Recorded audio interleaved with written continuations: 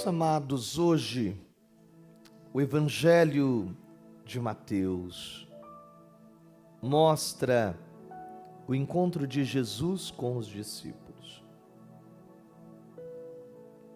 Jesus começa a fazer o anúncio de tudo aquilo que vai acontecer em Jerusalém.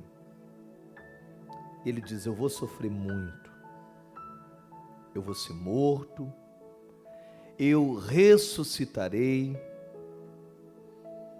e precisa que tudo isso aconteça para cumprir a vontade de Deus. E Pedro levanta a voz do meio dos discípulos e diz: como que isso pode acontecer, Senhor? Nós jamais vamos deixar que alguém faça o mal contra o Senhor. Aquelas coisas de sempre, né? Fica tranquilo que aqui você tem amigo, né? Fica tranquilo que a gente é parente, nós vamos ajudar. Até o dia que você precisa, né? Porque aí a conversa muda de figura. E Jesus diz: vai para longe, Satanás, porque tu és uma pedra de tropeço. E quantas pedras de tropeço a gente vai recolhendo na vida, não é? Quantas pessoas que entram na nossa vida para atrapalhar. E por que elas nos atrapalham? Porque muitas vezes elas não vêm somar um propósito. Elas querem nos tirar do propósito. Tem muitas pessoas que entram na nossa vida para nos distrair.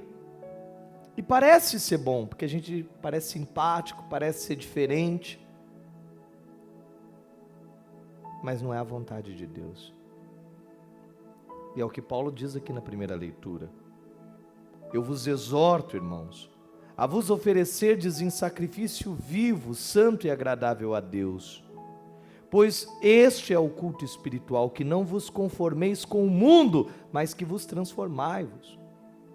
Então eu, você, todos nós, não podemos agir como esse mundo. Nós não podemos nos distrair com esse mundo, se perder nesse mundo, esquecer daquilo que de verdade é espiritual, porque apenas a espiritualidade, apenas a fé vai nos manter firmes nas horas difíceis, nas horas complexas. Somente a presença de Deus vai nos manter de pé na hora da cruz, na hora do Calvário, na hora do sofrimento. E aqui diz: renovai a vossa maneira de pensar e de julgar. Porque veja, tem muitas pessoas que não têm misericórdia no coração, são maldosas. Tem muita gente que só vê o defeito, só vê o problema, só vê a dificuldade. Tem muita gente que infelizmente não quer o bem dos outros, não consegue ter um olhar de compaixão. Você já reparou? Que tem gente que só vem para falar mal dos outros, para criticar os outros, para reparar no trabalho dos outros, para ver a dificuldade dos outros, para julgar os outros, para querer condenar os outros. Mas essas pessoas não têm defeito? Será que essas pessoas também não erram? Será que essas pessoas acertam toda vez? Será que essas pessoas não conseguem ver nada de bom na vida? Será que essas pessoas não conseguem se alegrar com a alegria dos outros? Infelizmente, tem muita gente que não. Tem muita gente que não consegue se alegrar. Ela vai ter inveja, ela vai ter maldade, ela quer destruir, ela quer derrubar, ela quer o mal, ela quer proibir, ela quer fazer, ela quer acontecer, ela quer brilhar, ela não quer dividir, porque é egoísta. O Pedro aqui está dizendo: não, Senhor, o Senhor não pode ressuscitar, o Senhor não pode subir aos céus, o Senhor precisa ficar com a gente. Por quê? Porque Ele é mesquinho. eu quero para mim. E se tiver que dividir, eu mato, mas não divido. Não é? Eu morro, mas não divido. É meu. Adianta? Então Paulo diz aqui: mudai a vossa maneira de pensar, para que possais distinguir o que é a vontade de Deus, o que é bom, o que agrada a Deus e o que é mentalidade humana. O que é mesquinharia humana. E aqui vale para as coisas de Deus e vale também para o dia a dia. Para pensar. Quantas confusões você já entrou por nada? Quantas brigas dentro de casa, às vezes, os casais têm por nada? Não precisava. E discute. Perde o tempo. Perde a noite, o descanso. Fica nervoso, nervosa. A troco de nada. Por causa de toalha, por causa de um negocinho, por causa de uma birra, por causa de uma pirraça, de um ciúmes bobo, você tira uma vivência e você coloca um problema.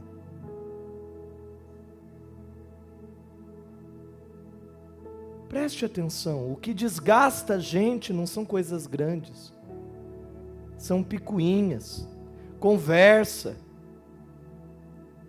E conversa vem da onde? Da falta do que fazer. Conversa vem da onde? Vem de colocar os olhos no lugar errado. Então a palavra está dizendo aqui: mudai a vossa maneira de pensar, a vossa maneira de julgar, a sua maneira de agir. Distingua o que é a vontade de Deus do que é o demônio. E aqui o Jesus nos ensina que alguém que é tocado pelo Espírito Santo também às vezes pode falar bobagem, né? Ao ponto que Jesus levanta e diz: vai para longe, Satanás, porque essa palavra é uma palavra de tropeço. Aí eu pergunto para vocês: será que a gente está sabendo distinguir o que as pessoas falam para a gente, se é um tropeço ou se é uma palavra de edificação? Porque tem muita gente que diz: não, eu estou fazendo isso para corrigir, para elaborar. Não, às vezes é só para criar caso mesmo. Às vezes é só para caçar uma confusão mesmo, né? Então, quando a gente encontra as pedras de tropeço, o que a gente tem que fazer? Tem que arrancar da nossa vida. Mas se você instrui, se você ensina, se você explica, se você tenta corrigir, se você tenta colocar no caminho, e você percebe que aquilo continua acontecendo, aquilo continua tirando você do seu propósito, chega uma hora que você tem que fazer o quê? Retira-te, Satanás. Porque você está me levando a pecar, você está me levando a sair do caminho de Deus. Esses amigos estão querendo me levar para a coisa errada, essas pessoas estão me induzindo à fofoca, essas pessoas estão me levando a me tornar uma pessoa ruim, a perder minha paciência, essas pessoas estão fazendo algo que está me prejudicando. Então o que é mais fácil fazer? Tira, muda a amizade, muda o caminho. Ah, padre, mas não tem que amar todo mundo? Sim, não tem que bajular todo mundo. Você tem que respeitar todo mundo. Você tem que amar as pessoas. Mas se elas não se amam e não amam você, também você não pode insistir. Porque amar também é deixar. É como diz o livro dos Provérbios: não se prendem dois pardais numa mesma gaiola. Ou você fica com um, ou você fica com o outro. Ah, mas porque eu não amo? Não. É porque quem quer tudo, muitas vezes não tem nada. Não dá para ter tudo. Não dá para estar em tudo. Não dá para ser do mundo e ser de Deus. Não dá para ser do capeta e ser de Deus. Não dá. Ou você é do bem, ou você é do mal. Ou você faz o que é certo, ou você está errado. E Paulo e Jesus aqui dão o mesmo ensinamento. Às vezes vai ser difícil. Às vezes vai ser doloroso. Mas a gente tem que fazer o que é preciso. E não o que a gente quer. E Jesus termina esse evangelho com a frase que eu acho a mais linda de todos: do que adianta ganhar o mundo inteiro se você perder a sua alma. E o que é a alma aqui?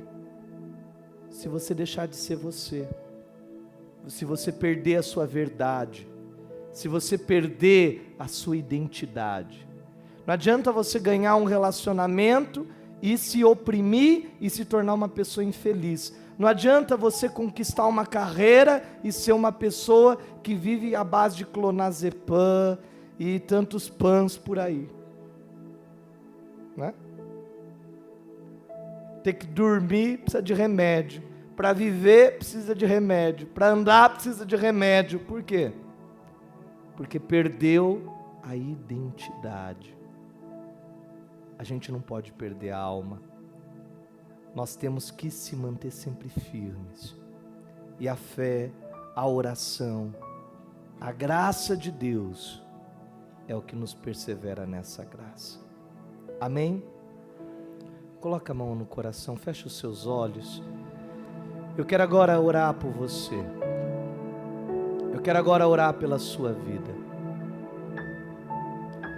Deus eterno e todo-poderoso, Pai de todo o poder e misericórdia, aqui estão os vossos filhos, diante da tua graça e da tua bondade.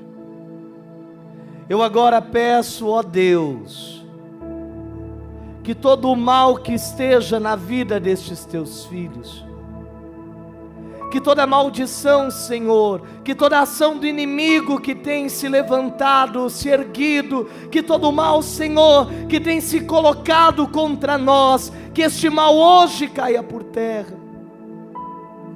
Que essa maldição agora, Jesus, que destruiu o casamento, a vida afetiva, a vida sentimental, que esse mal, Senhor, que trouxe a tristeza, a dor, o medo, que esse mal que destruiu, Senhor, os sonhos, que esse mal que destruiu os nossos desejos, que esse mal, Senhor, que tirou a nossa alegria de viver, que essas amizades, Senhor, que tem nos levado aos caminhos errados, às condutas erradas, que esse mal agora caia por terra, que aquilo que nos tem privado, Senhor, do trabalho, das conquistas, que aquilo, Senhor, que nos tem privado das coisas boas, das realizações, da prosperidade, da saúde, que esse mal hoje caia por terra, que essa maldição hoje caia por terra,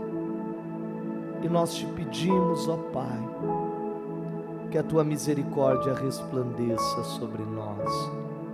E rezando comigo, diga: Senhor Jesus, eu recebo a tua graça, a tua promessa, eu creio, Senhor, que todo esse mal, que toda essa maldição, vai cair por terra, na autoridade do seu nome. do seu nome. Amém. Amém.